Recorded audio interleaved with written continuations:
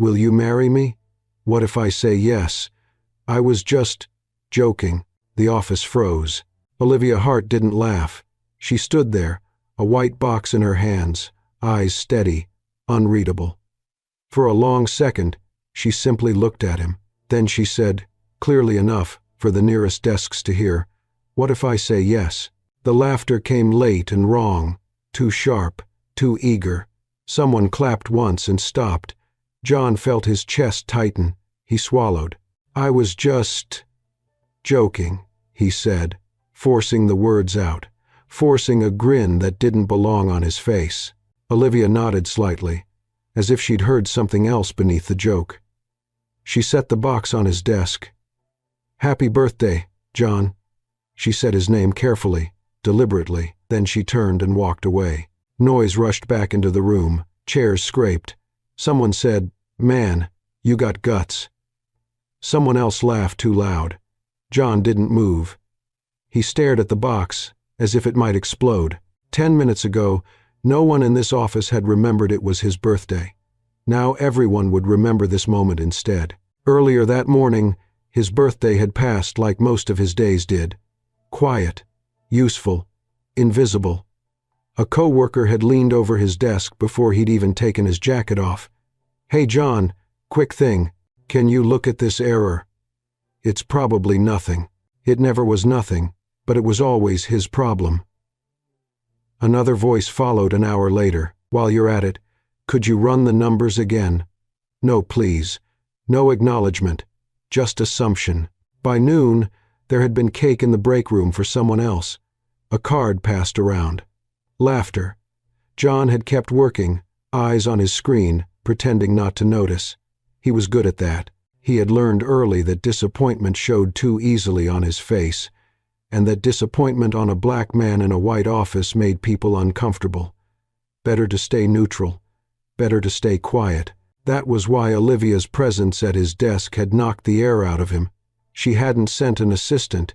She hadn't asked HR to handle it. She had walked straight across the floor herself, ignoring the glances that followed her.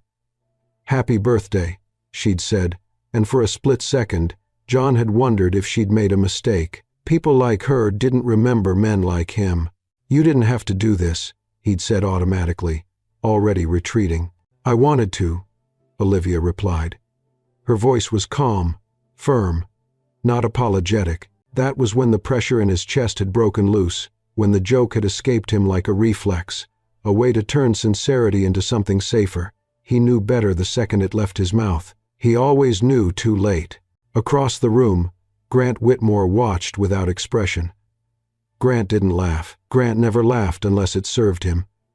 His eyes flicked from John to Olivia and back again, cataloging the reaction, the discomfort, the whispers already forming. Grant understood how quickly stories grew legs in a place like this, how easily a moment could be twisted. A black man, a white CEO, a joke that could be framed as arrogance or entitlement or manipulation, depending on who told it. Grant filed the thought away. John opened the box once the crowd thinned. Chocolate cake. Simple. On top sat a small card. "You matter here." The words hit him harder than the joke ever had. He folded the card and slid it into his pocket before anyone could see. He didn't trust his face. The afternoon didn't settle. It sharpened. People stopped by his desk under the guise of work, their eyes too curious. "You good?" one of them asked, not really asking. Another said, "Bold move today," with a grin that didn't reach his eyes. No one said, "Sorry we forgot your birthday." An email came through just before 4. No name, no greeting. Interesting way to get noticed. John stared at the screen. He deleted it.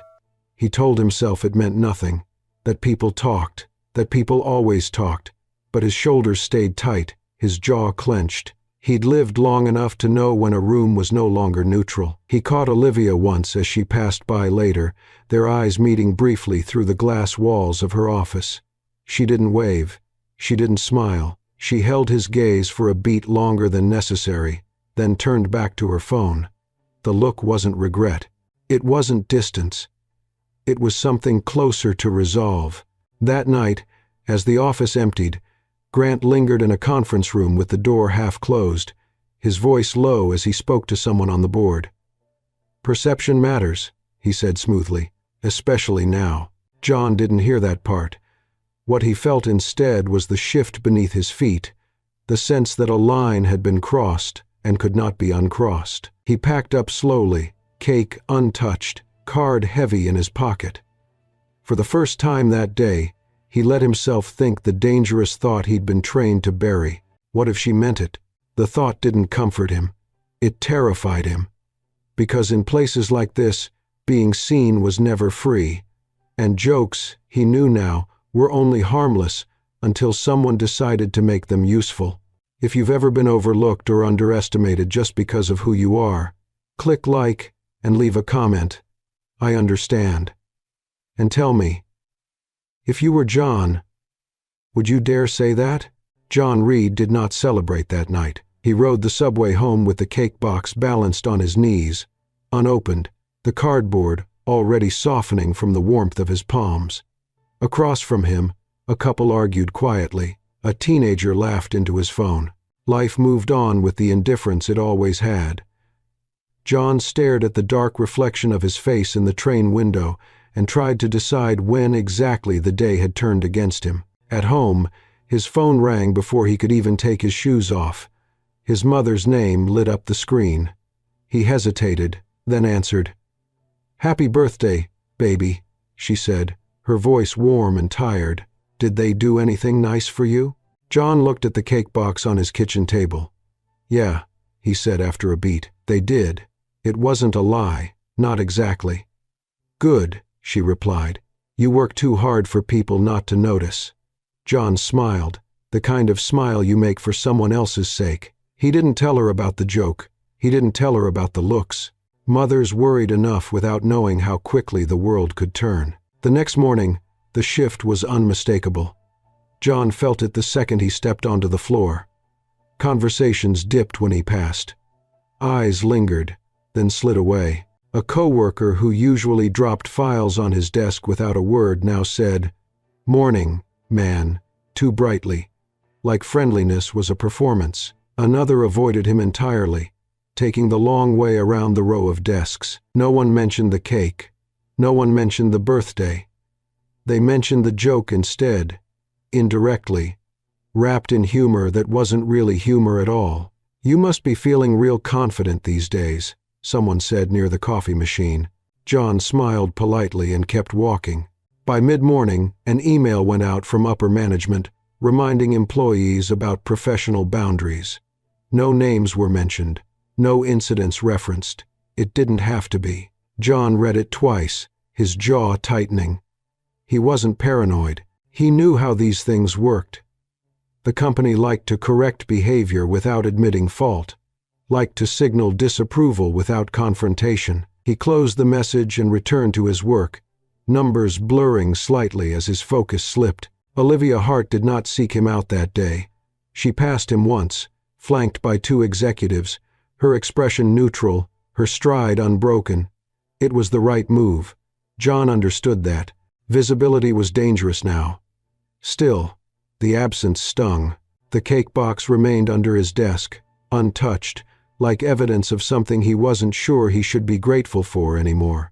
In a glass-walled conference room, Grant Whitmore sat with 3 department heads and steered the conversation with practiced ease.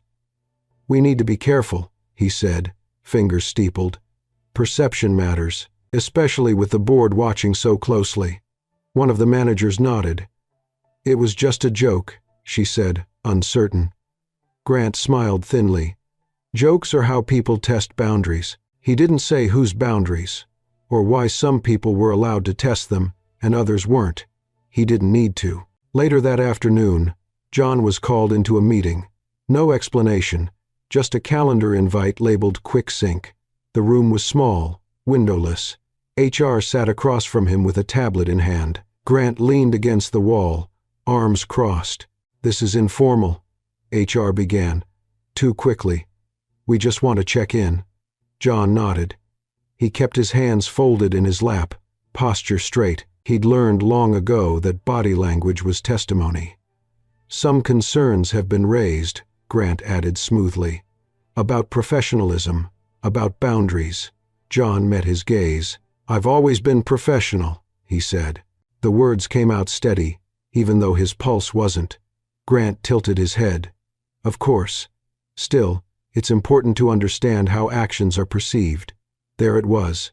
Perceived. Not what happened. Not intent. Perception. When the meeting ended, nothing was resolved. No warning issued, no guidance given. Just a vague sense of being marked. John returned to his desk and worked through the rest of the day with mechanical precision. He didn't speak unless spoken to. He didn't joke. He didn't smile. By the time he left, his head throbbed with the effort of restraint. That evening, Olivia finally called. It was brief. "Are you all right?" she asked. John considered the question. "I will be," he said. "I'm sorry," she replied, and for the first time, her voice carried something like anger.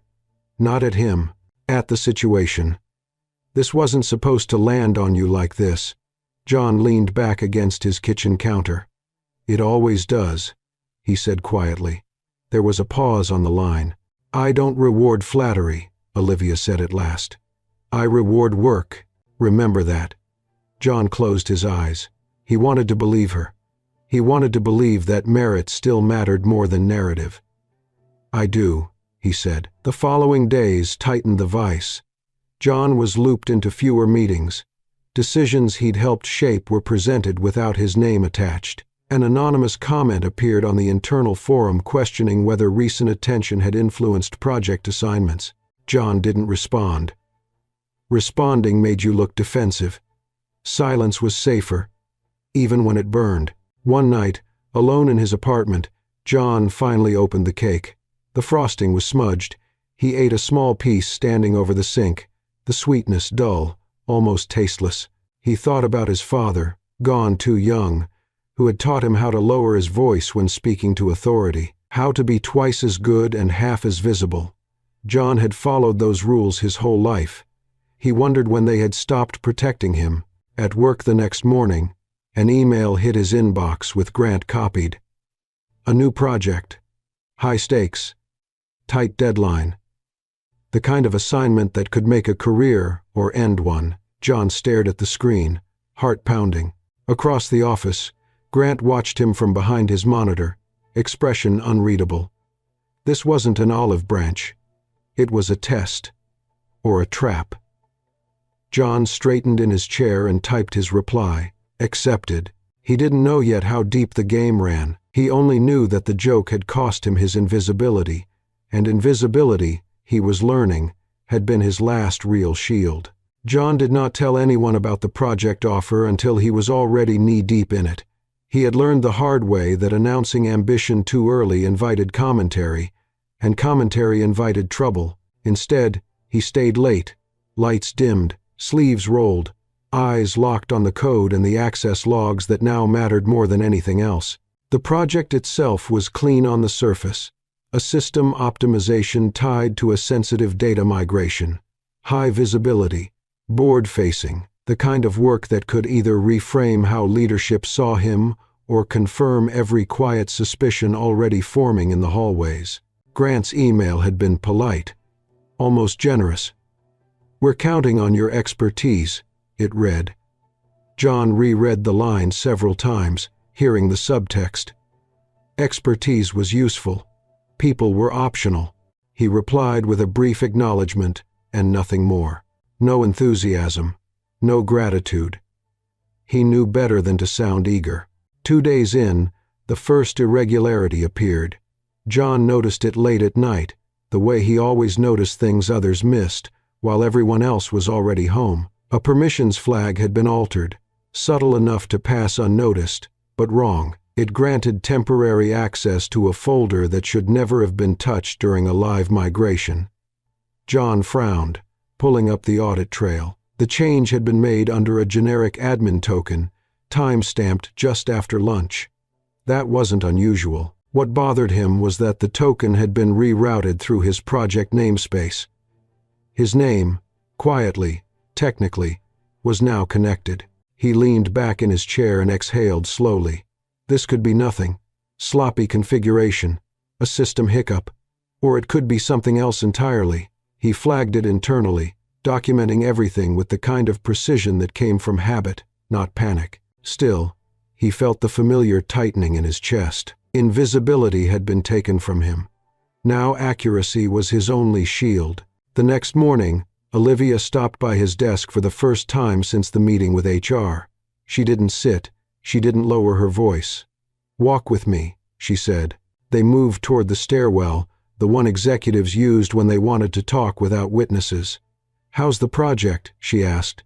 "Complicated," John replied, "but manageable." Olivia nodded. "If anything feels off, you tell me." "Not HR. Me." John hesitated. He considered the flag, the permissions, the way his name had already begun to surface in conversations it didn't belong in. "I will," he said. It wasn't a promise, it was an intention. By Thursday, the whispers had hardened into shape. John overheard his name in a meeting he hadn't been invited to, followed by a quick, "No, not like that," and an awkward silence. An internal message board lit up with vague concerns about transparency and favoritism. No one accused him directly. Direct accusations required courage. Indirect ones required only suggestion. Grant called a progress check-in that afternoon. He smiled the whole time, asked the right questions, nodded at the right answers. "Any issues so far?" he asked. John met his gaze. "One," he said. Grant's smile tightened. "Go on." "A permissions anomaly," John replied. "I documented it." Grant leaned back. "Is it a risk?" "It could be," John said. "If it's repeated." Grant nodded slowly. "Let's keep an eye on it." His tone was reassuring. His eyes were not. That night, John's mother called again. "You sound tired," she said. "Work," he replied. "It's always work." She paused. "You're carrying something," she said gently. John stared at the ceiling. "I always am," he answered. She sighed. "Just remember who you are when people forget." He closed his eyes, letting the words settle. The next anomaly appeared Friday morning, more blatant this time. A data packet moved it shouldn't have, logged under his credentials. John felt his pulse spike. He hadn't touched it. He knew he hadn't. He pulled the logs, cross-referenced timestamps, traced the routing. Someone had mirrored his access path. Clean, deliberate. His name was now attached to a potential breach. He went straight to Olivia. She listened without interrupting, eyes narrowing as he spoke. "You're saying this was done to look like you," she said. "Yes," John replied, "and it won't stop." Olivia nodded once. "Document everything. Don't confront anyone. Especially not Grant." John swallowed. "You think it's him?" "I think he benefits," she said. "That's enough to be careful." By Monday, the trap snapped. Grant convened a leadership meeting under the guise of transparency. Screens lit up with charts, timelines, red highlights. "We've identified a potential leak," Grant said calmly. "Internal. Accidental, most likely." He turned to John. "Care to explain?" The room felt smaller. John stood. "Those actions were not mine," he said. "I flagged the anomalies days ago." Grant nodded sympathetically. "Of course. And we appreciate your honesty." The word honesty hung in the air like a test. HR shifted in their seats. Someone from compliance scribbled a note. After the meeting, John was escorted back to his desk. Not formally. Not yet. Just a quiet suggestion that he limit system access until things were clarified. The word suspended echoed in his head long before it was spoken. That evening, Olivia called him into her office. The door closed softly behind them. "I need to do this by the book," she said, publicly. John understood immediately. His shoulders slumped, just slightly. "I know," he said. "I just need you to know I didn't do this." Olivia's jaw tightened. "I know," she replied, "and I will prove it. But not if you fight me." The email went out 20 minutes later. Temporary suspension pending investigation. No details, no defense, just procedure. John read it twice, then shut down his computer. He packed his bag slowly, aware of the glances, the sudden interest in screens and phones as he walked past. No one stopped him. No one spoke. At the elevator, he paused, looking back once at the office that had never really been his. Grant stood near the conference rooms, already on his phone, expression relaxed. The doors closed. In the quiet descent, John felt something settle inside him. Not despair, something colder. He had played by every rule he'd been given, lowered his voice, sharpened his work, swallowed the slights, and it still hadn't been enough. As the elevator reached the lobby, one thought rose above the rest, clear and dangerous. If silence was going to cost him everything anyway, he might as well make sure the truth was loud enough to survive. John woke before his alarm, the kind of waking that came with nowhere to be. For years, his mornings had been shaped by urgency. The subway schedule, the inbox waiting, the unspoken expectation that he would be useful the moment he logged in. Now there was only the dim gray light pressing through the blinds and the dull weight in his chest reminding him he had been officially suspended. He lay still for a long minute, listening to the radiator click, trying to remember when silence had last felt this loud. His phone buzzed on the nightstand. A notification from the company portal. Access restricted pending investigation.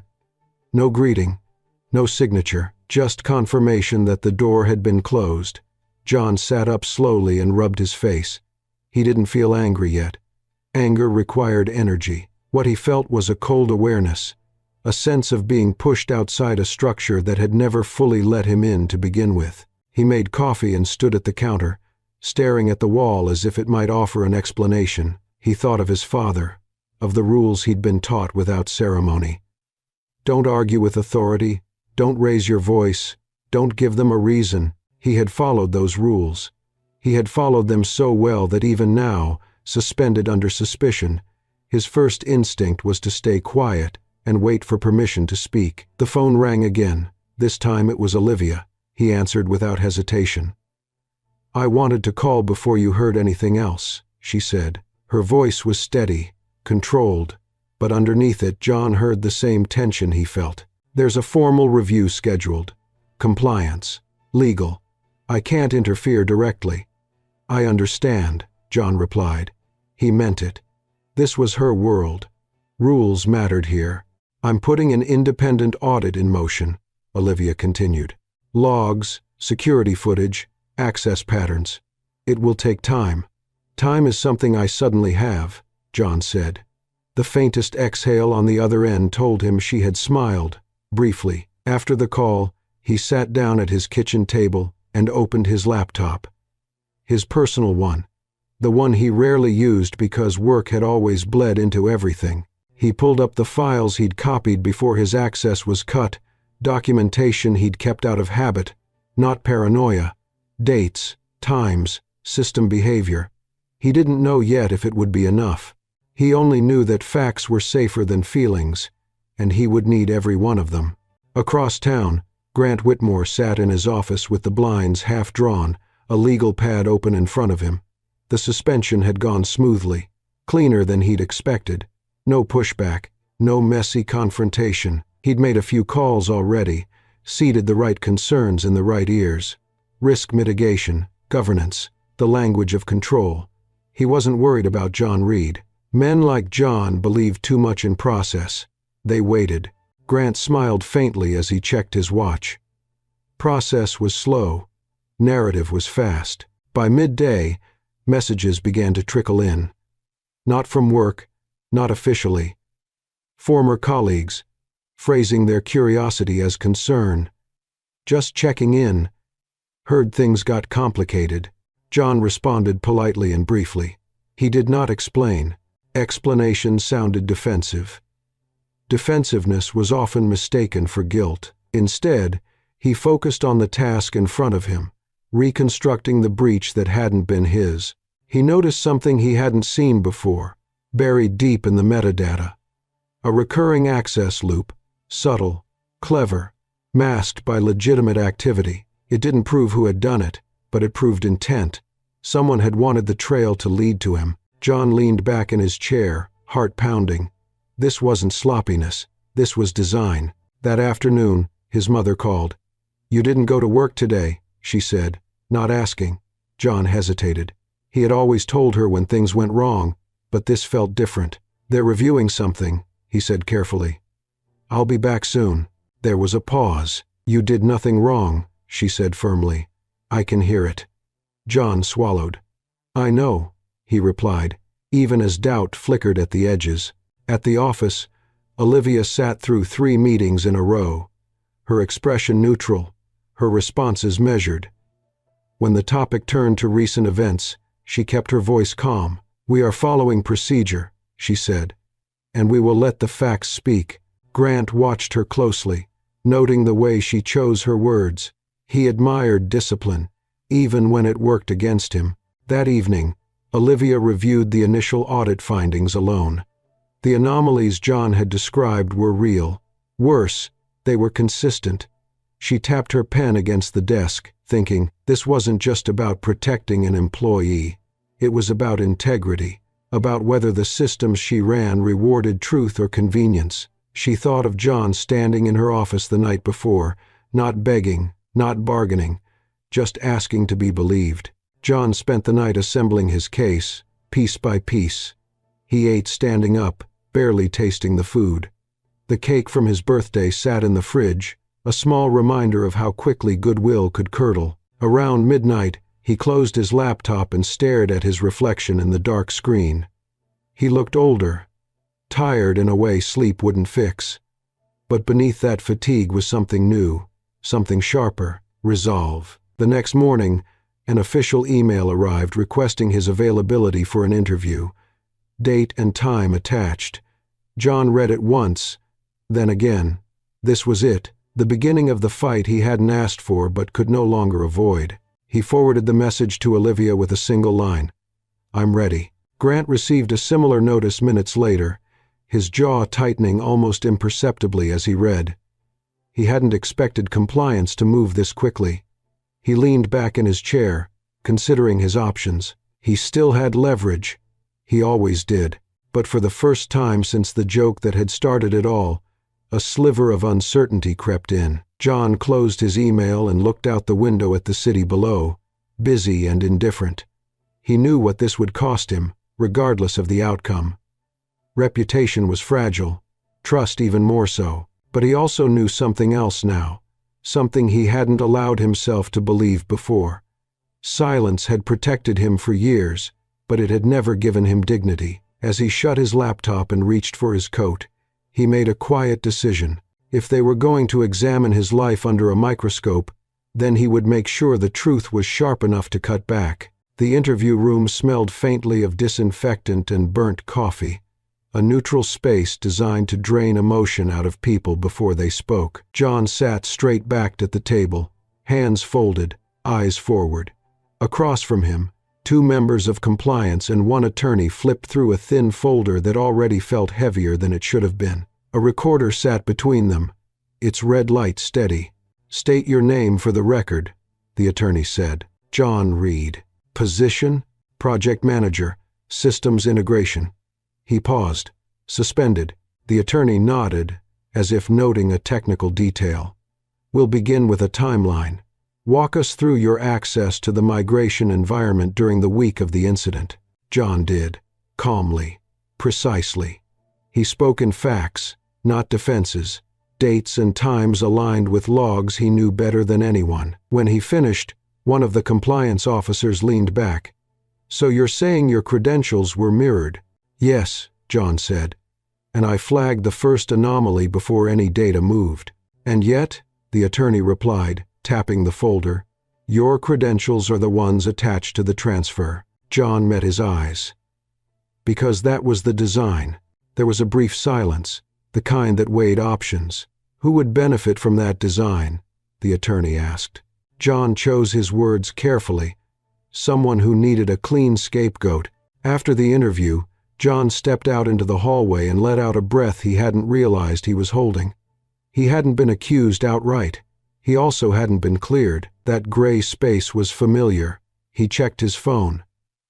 A single message from Olivia waited for him. "You did well." That was all. It was enough to steady him. Across the city, Grant Whitmore watched the clock in his office, irritation ticking beneath his calm exterior. The compliance notice had come sooner than expected. He replayed the past week in his mind, looking for loose threads. The setup had been elegant. He had counted on John's instinct to document quietly, not escalate, on Olivia's need to appear impartial. Still, something about the speed of the audit bothered him. Grant stood and walked to the window, hands clasped behind his back. Perception could still be managed. Facts were slower. By the next morning, the internal forum had turned sour. A post with no name questioned risk tolerance and leadership judgment. Comments followed, careful, coded. No one mentioned race directly. They didn't have to. John read them from his kitchen table, jaw tight, recognizing the familiar shape of plausible deniability. He closed the browser and focused on the spreadsheet open in front of him, aligning timestamps again, tracing the access loop he'd found. It was there, clear as a fingerprint, if you knew where to look. Olivia spent the day moving quietly. She met with legal, then security, then an external auditor she trusted. "I want independence," she said, "no internal filtering." The auditor raised an eyebrow. "That can get uncomfortable." Olivia nodded. "Truth often is." Late that afternoon, Grant stopped by her office without an appointment. "Just checking in," he said easily. "This situation is delicate." "It is," Olivia replied. "Which is why I want it clean." Grant smiled. "Of course. We all do." She met his gaze. "Do we?" The smile faltered for a fraction of a second, then returned. "We're on the same side," he said. Olivia didn't answer right away. "I'm on the side of the company," she said finally. Grant inclined his head and left, the door closing softly behind him. Olivia sat still for a moment, then opened the audit report again. The pattern was undeniable now. Someone had threaded access through John's credentials with surgical care. This wasn't a mistake. It was orchestration. That night, John met his mother for dinner at a small place near her apartment. She studied him over her glasses. "You're not sleeping," she said. "I'm fine," he replied automatically. She shook her head. "You've always been fine. That's not the same thing," he told her then. "Not everything, but enough. The suspension, the investigation, the way the room had gone quiet when he joked, and how loud it had been since." She listened without interrupting, hands folded. "You did nothing wrong," she said when he finished. "And if they make you pay anyway, that says who they are." John nodded. "It still costs." "It always does," she replied. "But dignity costs less than silence." The next day, compliance called again. Follow-up questions. More detail. John answered, steady, methodical. When he hung up, an email notification chimed. The external auditor had requested his documentation. John forwarded everything he had, adding a brief note. "Happy to walk you through the logs." He meant it. This was the part he trusted. Grant received a summary that evening. Preliminary findings indicated intentional credential mirroring. No names yet. His jaw tightened. He made a call, then another, seeding doubt where he could. "We have to be careful not to jump to conclusions," he said to a board member. "False positives happen." "Do they?" the board member replied coolly. By the end of the week, the tension was palpable. John's suspension remained in place, but the tone had shifted. Fewer whispers, more closed doors. Olivia called him late Friday. "They're circling the right questions now," she said. "And the right answers?" John asked. She paused. Soon, after the call, John sat alone, the city humming beyond his window. He thought about the joke, about how a moment of levity had exposed a fault line he'd felt his whole life. He had spent years trying not to rock the boat, believing that excellence would speak for itself. Now he understood something different. Silence wasn't neutrality. It was permission. As he shut his laptop, another email arrived. This one marked confidential. Subject line: expanded scope. John read it once, then again. The investigation was widening. Names would surface. He felt the familiar fear, sharp and cold, then something steadier beneath it. Whatever came next, the truth was finally moving faster than rumor, and this time, he intended to be standing when it arrived.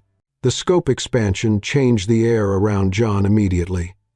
It wasn't announced publicly, but he felt it in the way compliance called with sharper questions, in the sudden precision of their requests. They weren't asking him to explain anymore. They were asking him to confirm. Dates, sequences, motives. That was a different posture entirely. John answered carefully, sticking to what he could prove, refusing the temptation to speculate. Speculation was a luxury for people who weren't already under suspicion. 2 days later, Olivia asked him to meet her off-site, not at the office, not at her apartment, but at a small, unremarkable diner on the west side, the kind of place that survived on regulars and didn't ask questions. She arrived without security, coat collar turned up, hair pulled back. John noticed the detail immediately. She was choosing discretion over optics. They sat across from each other in a cracked vinyl booth. Coffee arrived without ordering. Olivia didn't waste time. The audit uncovered a pattern, she said quietly. Consistent credential mirroring, not just yours. John's eyebrows lifted slightly. So I wasn't the only one. No, Olivia replied. You were the cleanest. The words landed with a bitter weight. Clean meant believable. Clean meant expendable. John wrapped his hands around the mug, letting the heat steady him. Then why me? He asked. Olivia held his gaze. Because you don't make noise, she said. And because people expect you to take it. The honesty surprised him more than the accusation ever had. She continued, lower now. Grant has been shaping narratives here for years, picking who rises, who stalls, who becomes a problem. You didn't fit his picture of ambition. That made you useful. John nodded slowly. None of this shocked him. It explained too much. So what happens now? He asked. Now, Olivia said, we let the process finish. And we prepare for the cost. The cost to whom? She didn't answer immediately. When she did, her voice was steady. Both of us. Outside, traffic moved with indifference. John watched a bus pull away from the curb, wondered how many people on it were carrying a moment that had altered their lives without permission. They're not just investigating the breach, he said. They're investigating judgment. Olivia's mouth tightened. Yes, she said. Mine. Back at his apartment that night, John organized his files again, not because they needed it, but because order calmed him. He noticed something new this time, a faint overlap between two access paths that had previously looked unrelated.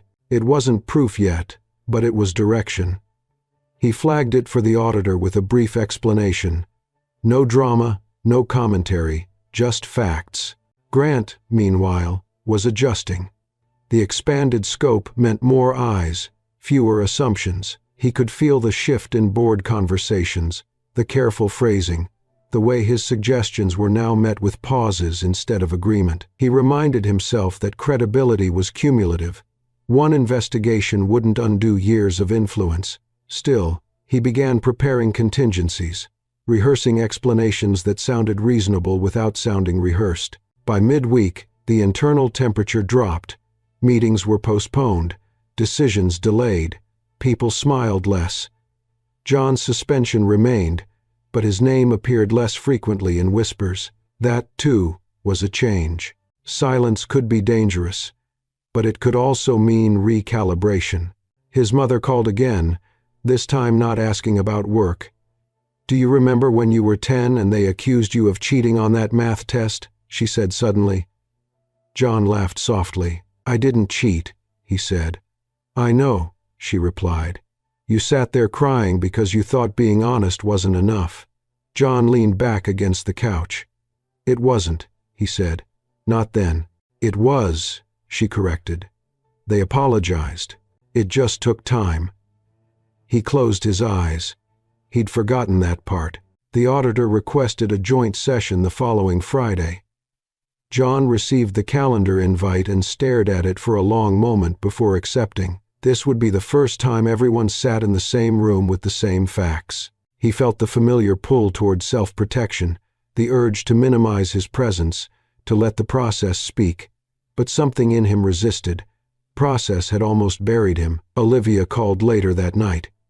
"You don't have to hold back in there," she said. John smiled faintly. "I never planned to."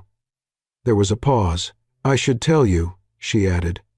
"Grant knows the net is widening." "So do I," John replied. "Difference is, I didn't build it." The night before the session, John slept poorly. He dreamed of the office, of laughter turning sharp, of doors closing without sound. When he woke, he dressed carefully, choosing neutral colors, the armor of respectability he'd worn his whole life. In the mirror, he studied his face, tired, older, still his. The conference room was larger than the last, sunlight cutting across the table. Grant was already there, composed, hands folded. Compliance sat together. The auditor took the head seat. Olivia entered last, expression unreadable. No one spoke until the door closed. "We're here to review findings related to the data incident," the auditor began, "and to assess whether responsibility has been appropriately assigned." He looked at John. "Mr. Reed, you requested to speak first." John stood. His voice was steady when he began. He didn't accuse, he didn't editorialize.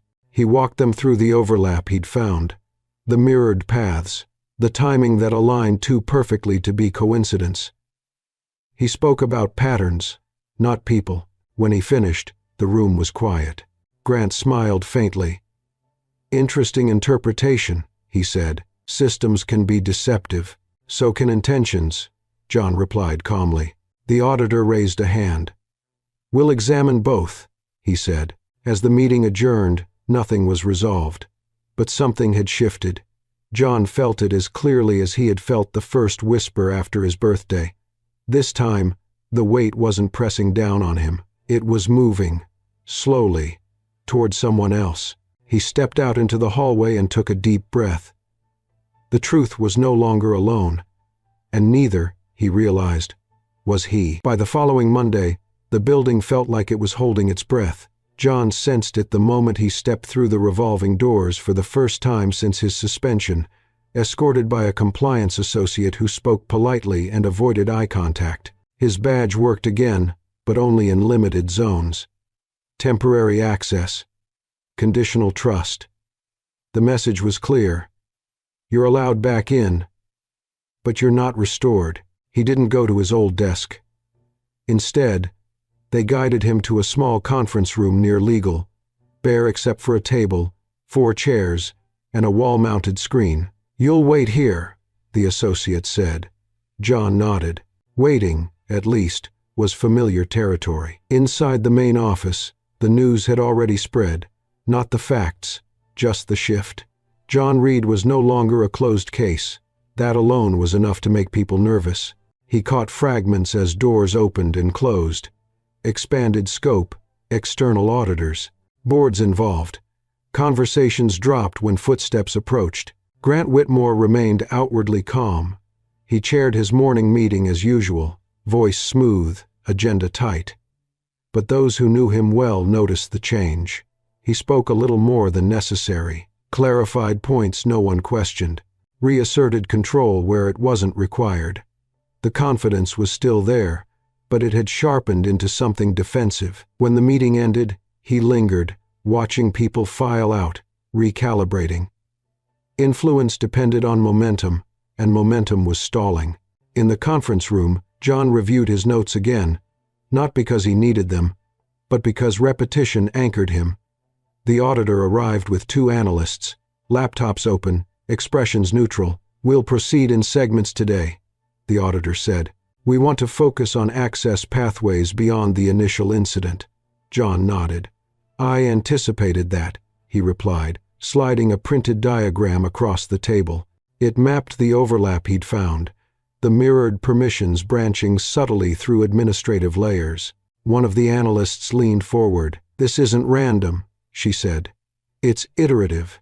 "Yes," John agreed.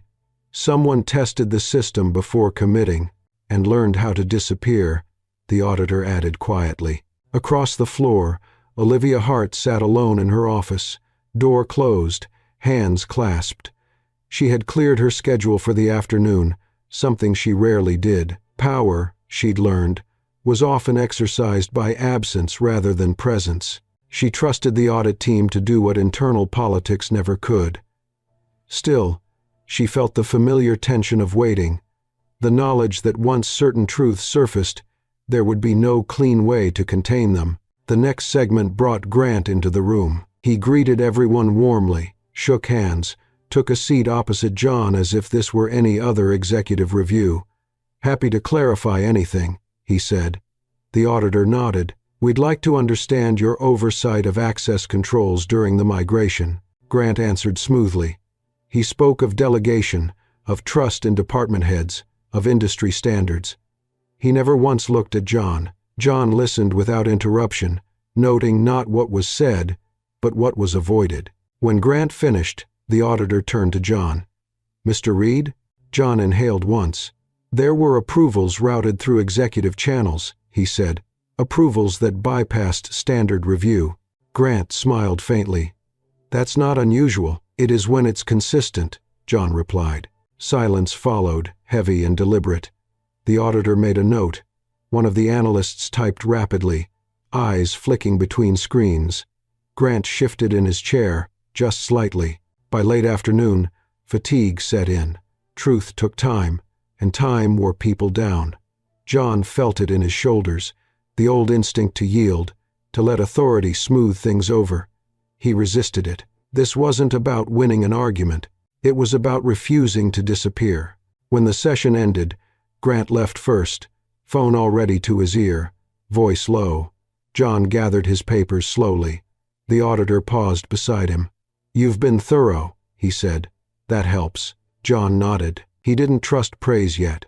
Outside, the sky had darkened. Olivia met him in the hallway, her expression guarded but intent. "They're seeing it," she said quietly. "Yes," John replied. "But seeing isn't deciding." "No," she agreed. "But it changes what's possible." That night, Grant made calls. Not frantic ones, strategic ones.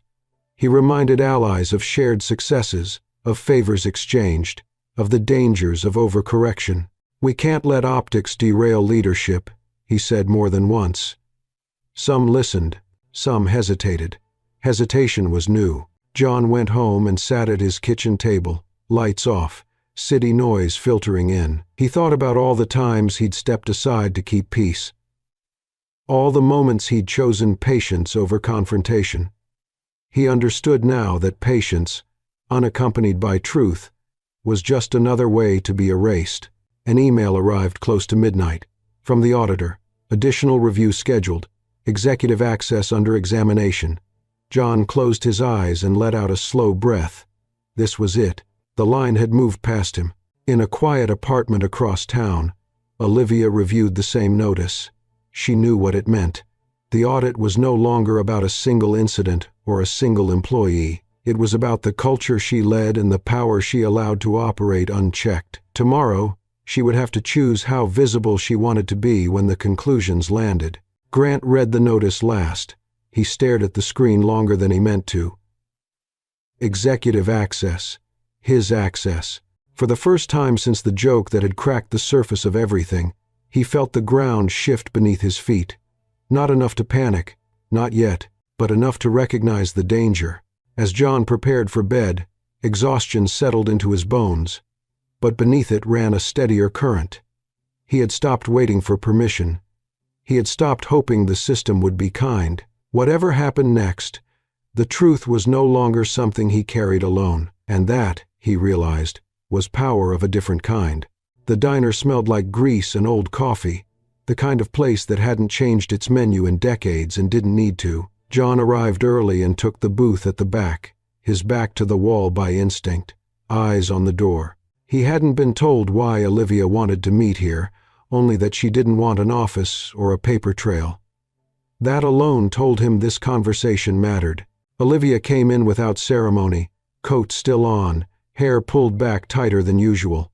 She slid into the booth across from him and nodded once. No pleasantries, no easing in. "Thank you for coming," she said. "Thank you for choosing somewhere quiet," John replied. The waitress poured coffee without asking. Olivia wrapped her hands around the mug but didn't drink. "The audit crossed a line today," she said. "Not yours. Mine." John waited. He'd learned that silence made people tell the truth faster than questions did. "They're examining executive access," Olivia continued. "That means intent, not just errors, not just negligence." She looked at him directly now. "It means grant." John felt the words settle between them. He nodded slowly. "I figured," he said. "Figured," Olivia repeated, not unkindly. "You're not surprised?" "No," John said. "I'm just clear." She studied him for a moment, then took a sip of coffee, grimaced at the taste, and set it down. "I need to say something before this goes any further," she said, "and I need you to hear it without thinking. I'm asking for absolution." "I'm listening," John said. "When I answered your joke," Olivia began, "I knew exactly what it would do to the room." John's eyebrows lifted slightly. "I didn't know the fallout would be this," she continued, "but I knew there would be one. I made that choice anyway." The words landed heavier than an apology. John leaned back, processing. "Why?" he asked. "Because I was tired," Olivia said. "Tired of rewarding the loudest voice. Tired of watching men build careers out of proximity and flattery, while people like you carried the actual weight, and tired of pretending that staying neutral was the same thing as being fair." John looked down at the table. The laminate was chipped, worn thin by years of elbows and arguments and reconciliations. "Neutral is expensive," he said quietly. "Yes," Olivia replied, "and I let you pay for it." The waitress returned with a plate of fries neither of them touched. For a moment, the diner noise filled the space, clinking cutlery, a low laugh from the counter, the sizzle from the grill. John exhaled slowly. "I don't need an apology," he said. "I need to know where this ends." Olivia nodded. "That's fair." She paused. "If the audit concludes what it's pointing to, Grant will be removed. Quietly or publicly depends on the board. Either way, there will be consequences. For you," John said. "For me," she agreed. "They'll say I missed it, that I allowed it, that my judgment is compromised." John met her eyes. "Is it?" She didn't answer immediately. When she did, her voice was steady. "My judgment told me you were worth trusting. It still does." The words warmed him and frightened him at the same time. Trust, offered from that height, was never free. "And me?" he asked. "You'll be cleared," Olivia said. "Formally. And informally?" "That," she said, "depends on how loud the truth gets." John considered that. He thought of the internal forum posts, the looks that slid away, the way reputation lingered long after facts moved on. "Loud isn't my strength," he said. "It might have to be," Olivia replied gently. They sat in silence again. John remembered being 10, standing in a principal's office, accused of cheating because his test score didn't fit the expectation. He'd learned early that excellence could be suspicious if it came from the wrong place. "Why now?" he asked. "Why does this matter to you enough to risk everything?" Olivia's jaw tightened. "Because I've already lost something I thought was untouchable," she said. "Years ago. Different company, different man. I stayed quiet because I thought the institution mattered more than the truth." She looked away. "I was wrong. It cost me my marriage, my credibility with myself. I won't do that again." John absorbed that, the weight of confession meeting his own history. "This isn't a rescue," he said. "No," Olivia agreed. "It's a reckoning." Outside, rain began to streak the windows, blurring the city lights into something softer. John glanced at the door, then back at her. "If this goes public," he said. I'll be a symbol whether I want to be or not. Yes, Olivia said. And symbols get simplified. They do. He nodded. Then I want one thing clear. Name it. I won't be used to clean anyone's conscience, John said. Not yours. Not the board's. If I speak, it's because it's true, not because it's convenient. Olivia held his gaze, then nodded once. Agreed. The waitress came to clear the untouched fries. You two want anything else? She asked. No, Olivia said. We're good. When they stood, the moment shifted. Not romantic, not adversarial, something steadier. Mutual recognition. Outside, under the diner's flickering awning, Olivia paused. There's one more thing, she said. John waited. When this is over, she continued, people will ask why I answered your joke the way I did. And what will you say? I'll say I respect competence, Olivia replied. And I don't apologize for seeing it. John felt a tightness ease in his chest. That'll make enemies, he said.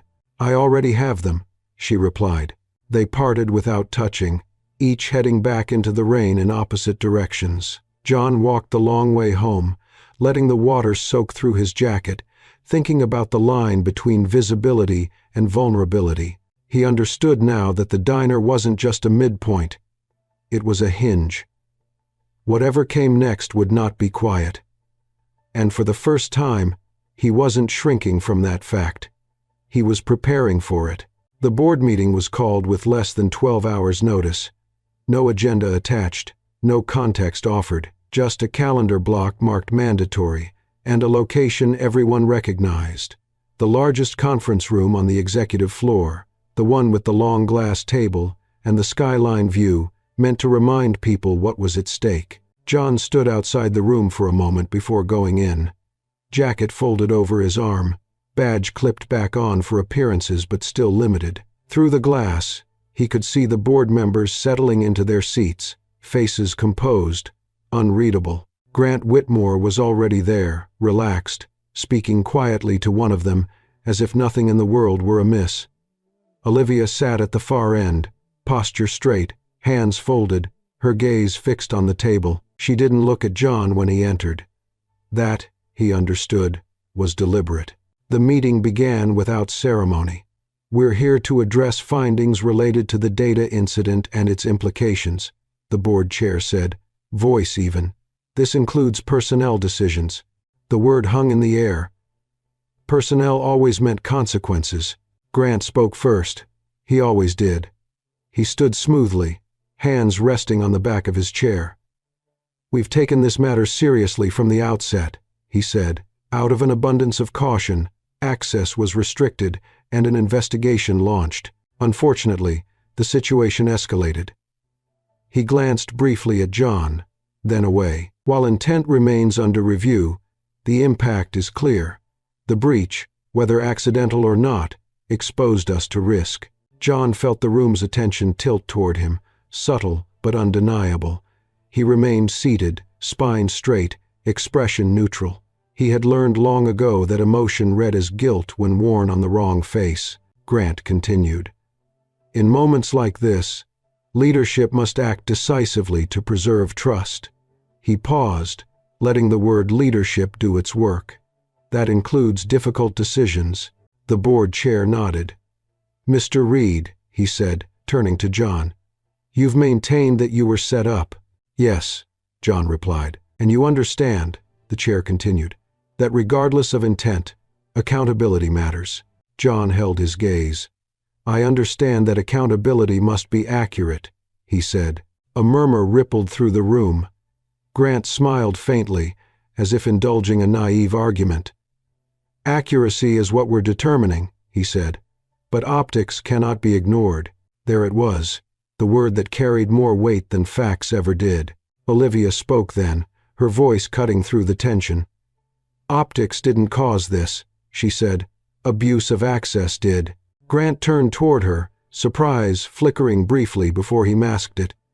No one is disputing that, he replied. But while the investigation continues, we need to signal stability. And your solution is to sacrifice it, Olivia said, Not accuse, not plead. State. The room went still. The board chair cleared his throat. Miss Hart, we're not assigning blame prematurely. We're discussing interim measures. Olivia nodded. Then, let's be precise about what those measures imply. She looked directly at Grant. Because some implications don't wash off. Grant's jaw tightened almost imperceptibly. With respect, he said, this isn't personal. John let out a slow breath. He hadn't planned to speak again, but silence, he'd learned, was often taken as consent. It is personal, he said calmly, because I'm the one being named without being named. The board chair raised a hand. Mr. Reed. No, John said, not loudly, but firmly.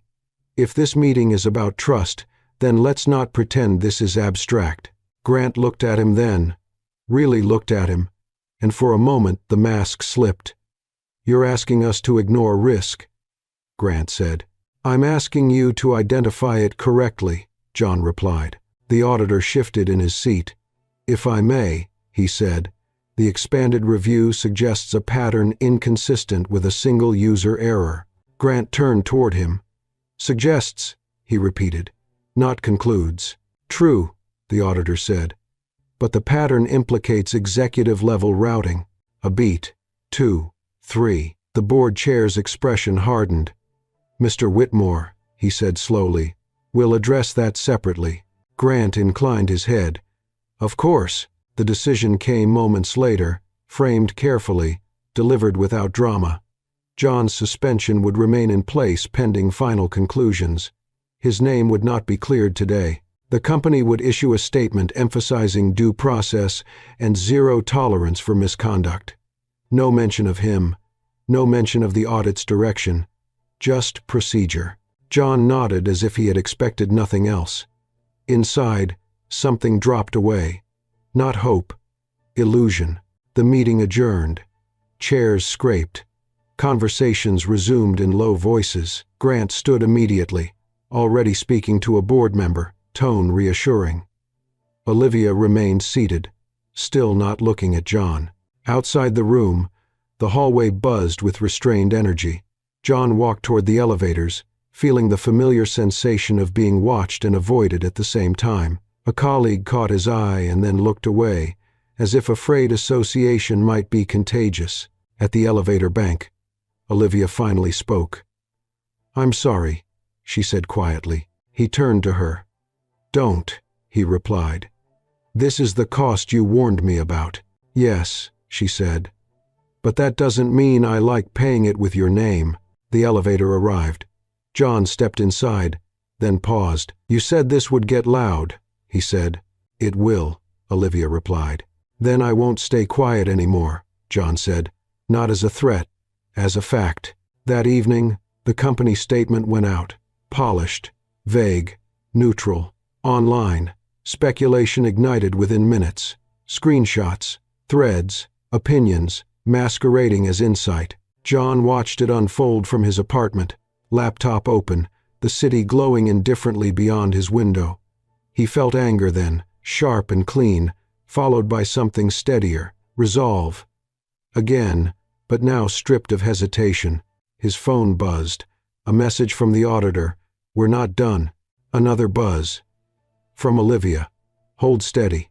John closed his laptop and stood, pacing the small room. He thought about the diner, about the choice to be seen, about the way neutrality had always favored those already standing tall. He knew now that the boardroom had chosen convenience over clarity, at least for the moment. And he knew something else, too. This wasn't the end of the investigation. It was the moment it turned.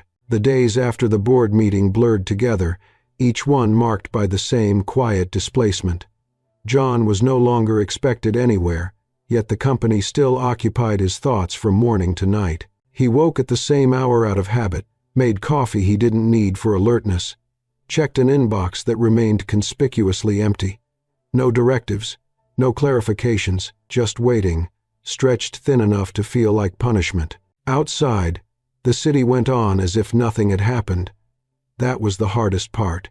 He walked the same streets, rode the same trains, watched people hurry toward places that still wanted them. His name, meanwhile, moved through spaces he wasn't allowed to enter, reshaped by speculation.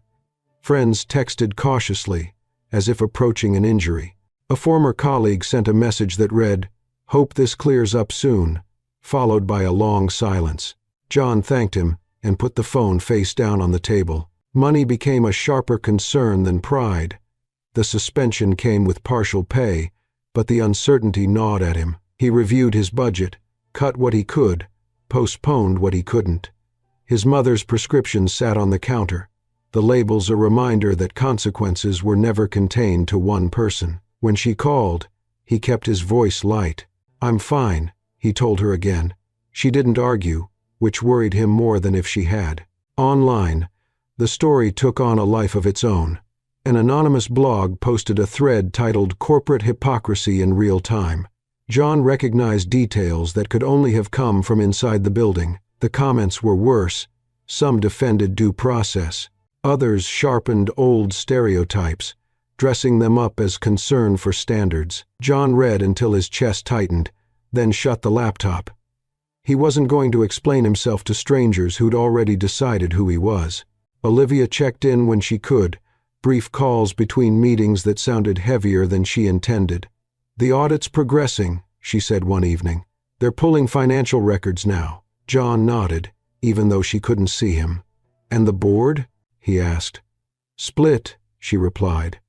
"Which is better than unified against us?" "Against us." The phrase lingered after the call ended. Grant Whitmore, meanwhile, worked the margins. He met with board members one-on-one, framed concern as stewardship, reminded them of market volatility and investor confidence. He spoke of timing, of the dangers of internal chaos. He didn't mention John unless asked. When he did, it was with practiced sympathy. "Unfortunate situation," he said. "I hope the truth comes out." The truth, as long as it arrived on his terms. One afternoon, John received a message from the auditor, asking him to review a new batch of logs. He spread the papers across his table, studying them with the focus that had once been his refuge. There it was again, the same executive routing, now tied to a different system entirely. The pattern widened, undeniable. He annotated carefully, resisting the urge to underline or circle. Facts didn't need emphasis. That night, sleep refused him. He lay in the dark, replaying moments he wished he could reclaim. The joke. The silence that followed. The way Olivia hadn't looked at him in the boardroom. He understood why. Still, the memory stung. Around 3 a.m, he got up and opened the fridge. The last slice of birthday cake sat there, forgotten. He took a bite, found it dry, and threw the rest away. Some things weren't meant to be saved. The next morning brought rain and an unexpected knock at his door. A reporter stood in the hallway, notebook in hand, smile polite. "Mr. Reed, I was hoping to get your perspective," she said. John's pulse spiked. He hesitated, then shook his head. "No comment," he replied. The door closed softly, but the echo lingered. It was starting. The loudness Olivia had warned him about. He called her immediately. "They're sniffing around," he said. "I know," Olivia replied. "I'm trying to hold them off." "For how long?" She paused. "As long as I can." That evening, an internal memo leaked. The expanded scope, the executive access review. John recognized the phrasing. He'd read it before. Now it was everywhere. His phone buzzed non-stop. He didn't answer. Instead, he sat at his table and wrote a list. What he could control, what he couldn't, what he was willing to lose. The interview request came the following day, this time from legal and compliance together, with the auditor present. John agreed without hesitation. When he arrived, the room felt different, less accusatory, more careful. They asked him to walk through the pattern again, then again, pressing on the implications. "If this is intentional," one of them said, "it suggests long-term manipulation." "Yes," John replied. "And protection." Protection of whom? John met their eyes. Someone who knew the system would default to believing them. The silence that followed wasn't empty.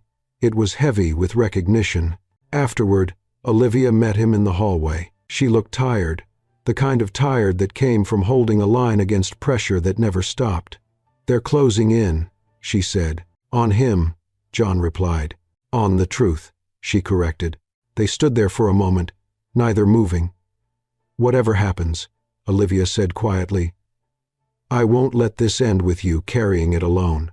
John nodded. "That's all I ever wanted," he said. Back home, he sat by the window as dusk settled over the city. He thought about how close he'd come to walking away, to letting the story harden without him. He understood now that exile wasn't just being removed from a place. It was being denied your voice. He wasn't willing to accept that anymore. Late that night, an email arrived marked urgent. Subject: preliminary conclusions. John opened it slowly. The findings weren't final, but they were clear enough. Intentional misuse of executive access, pattern corroborated. Recommendation for immediate action pending board review. John leaned back and closed his eyes. He didn't feel vindicated. Not yet. What he felt was the steady return of ground beneath his feet. The truth was no longer fragile. It had weight now, and weight, he knew, changed how things fell. The board reconvened in the early hours of the morning, before markets opened and before narratives could harden beyond control. This time, the agenda was explicit: preliminary conclusions, executive access review, immediate actions. John was not invited to attend, but he knew it was happening. Olivia had told him the night before, her voice low and precise. "They can't delay this anymore," she said. "If they do, they own it." John spent the morning pacing his apartment, phone within reach, every sense tuned to waiting. He told himself not to imagine the room, not to picture Grant seated at the table he'd dominated for years, still composed, still certain of his footing. But images came anyway. Power didn't vanish quietly. It resisted. Inside the boardroom, the atmosphere was markedly different from the last meeting. The casual confidence was gone, replaced by careful phrasing and sharpened attention. The external auditor spoke first, walking them through the findings without embellishment. Dates, repeated access patterns, financial overlays, a long-term misuse of executive credentials designed to reroute responsibility and deflect scrutiny. When the auditor finished, the room remained silent. Grant Whitmore spoke next, but the rhythm was off. He argued process. He questioned interpretation. He suggested alternative explanations that sounded increasingly thin against the weight of evidence. When asked directly about specific approvals routed through his credentials, he deflected, then denied, then finally fell silent. Silence, this time, did not protect him. The board chair leaned forward. "Mr. Whitmore," he said, "this investigation indicates sustained manipulation. Not error, not oversight. Intent." Grant's jaw tightened. "I categorically reject that characterization," he replied. "Rejection isn't rebuttal," the chair said evenly. The vote followed quickly. No theatrics, no raised voices. Grant Whitmore was removed from his position effective immediately, pending further legal review. Access revoked. Authority dissolved. The decision was framed as necessary, decisive, and regrettable. Regret, however, did not soften its finality. Olivia listened without expression. When the meeting adjourned, she remained seated, hands folded, breathing slowly. This was not victory. It was consequence. She knew what would follow. Press, investors, internal reckoning, and scrutiny of her own role. She accepted it without illusion. John received the call an hour later. Olivia's voice was steady, but beneath it he heard the weight lift and settle all at once. "It's done," she said. "Grant is out." John closed his eyes. He didn't smile. He didn't speak for a moment. "And the findings?" he asked. "They support your account fully," Olivia replied. "Your suspension is lifted, effective immediately. A quiet exhale left his chest. Relief came, but it was restrained, tempered by everything that had already been lost. "Thank you," he said. "Don't thank me," she replied. "You held your ground. That's what changed this." The company statement went out before noon. This one was longer, clearer. It acknowledged misconduct at the executive level, affirmed corrective action, and committed to structural reform. It named Grant Whitmore. It cleared John Reed. The response was immediate. News outlets picked it up within minutes. Headlines shifted. The narrative recalibrated. Online, the tone changed. Defensiveness replaced by outrage, sympathy, revision. John didn't read much of it. Vindication tasted strange when served by strangers who hadn't been there for the cost. That afternoon, Olivia asked John to come to her office. Not escorted, not provisional. His badge worked everywhere now. He noticed the difference immediately. The absence of hesitation at security. The way people looked at him directly again. Some with apology, some with something like awe. He didn't linger on it. Visibility, he'd learned, was complicated. In her office, Olivia stood by the window, the city sharp and bright behind her. "I'll be addressing the staff tomorrow," she said. Publicly, John nodded. "You don't owe me a speech," he replied. "No," she said, "but I owe the truth one."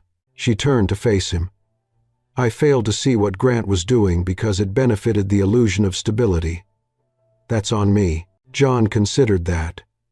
"Owning it matters," he said. "Yes," Olivia replied, "and so does what comes next."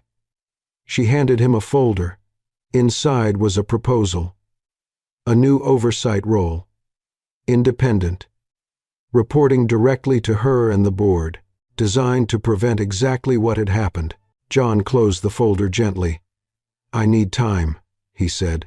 "Take it," Olivia replied. "This isn't an offer meant to repair optics." He met her gaze. "Good." That evening, John went to see his mother. She opened the door and pulled him into a hug before he could speak.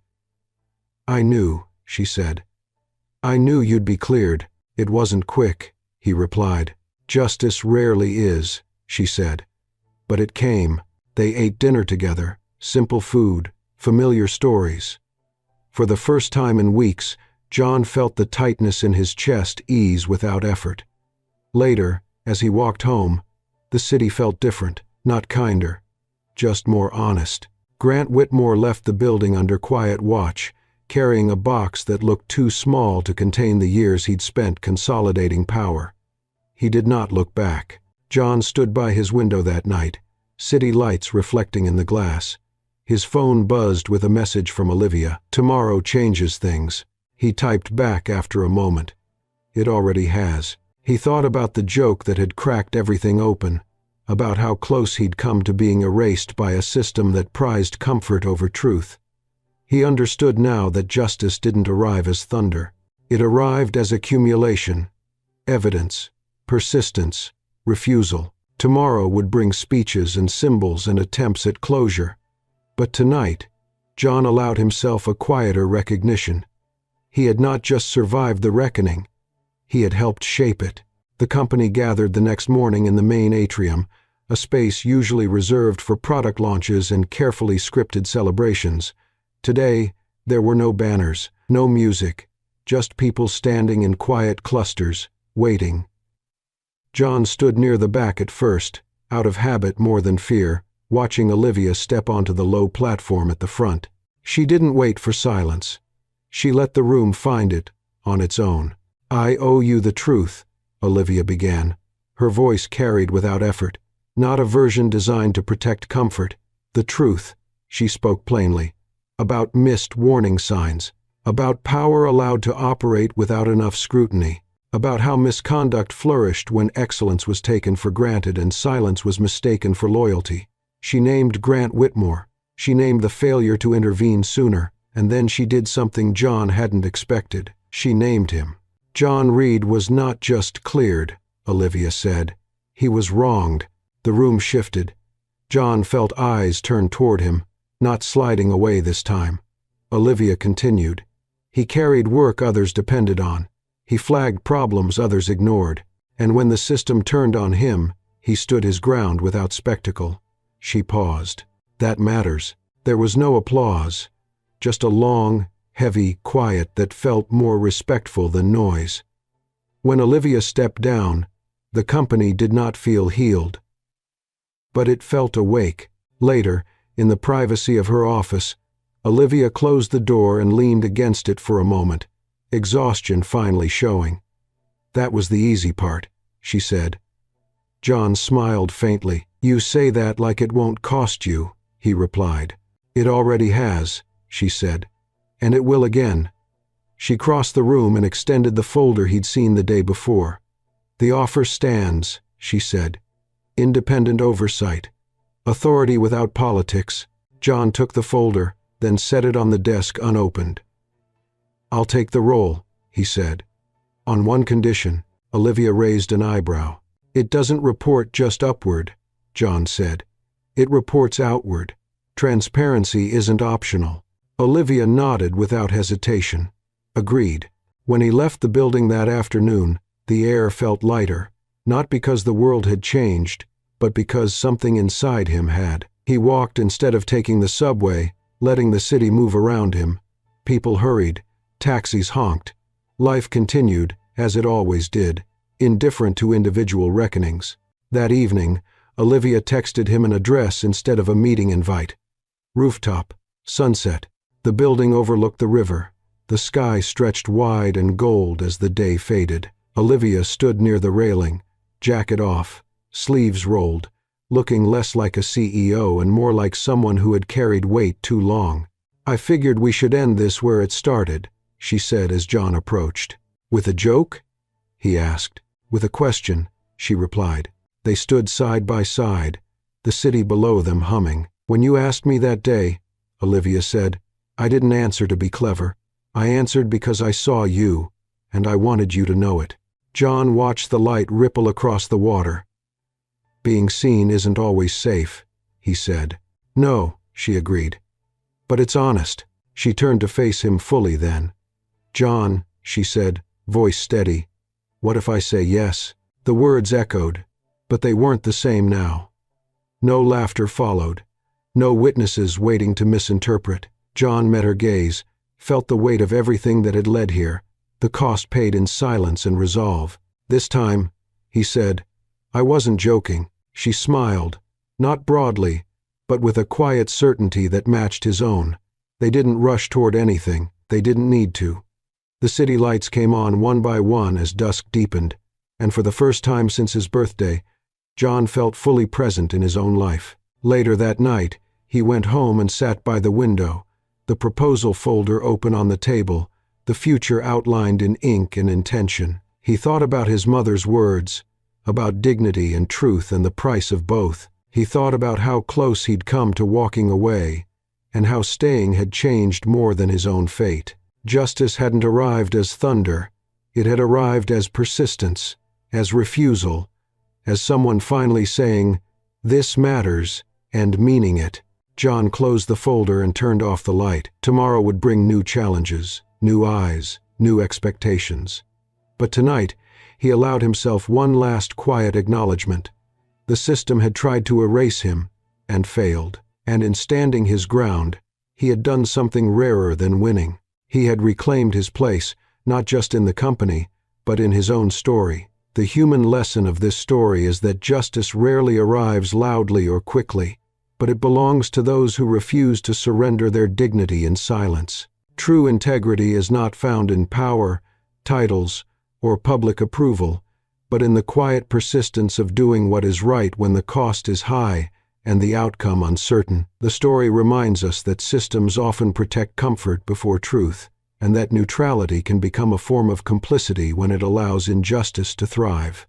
Yet it also shows that one person's refusal to be erased, grounded in honesty, patience, and self-respect, can expose hidden wrongdoing and restore balance. In the end, real victory is not revenge or recognition, but reclaiming one's voice, one's worth, and the right to stand fully in the truth without apology.